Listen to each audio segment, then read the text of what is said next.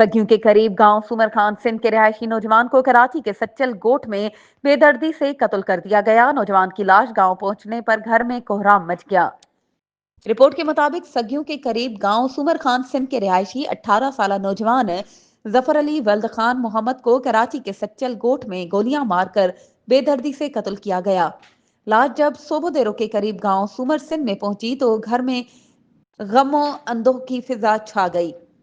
इस मौके पर नौजवान के भाई पहलवान सिंध, पठान खान सिंध, मंजूर हुसैन सन और दीगर अफराद ने सिटी प्रेस क्लब के साथियों से गुफ्तगू करते हुए कहा कि मकतूल नौजवान कराची में दूध की दुकान चलाता था, जबकि सामने कपड़े इस्त्री करने वाला दुकानदार अली खान अंसारी ने मामूली बात पर पिस्तौल से फायरिंग करके हमारे नौजवान को बेगुनाह कत्ल कर दिया, जो इंतहाई अफसोसनाक अमल है।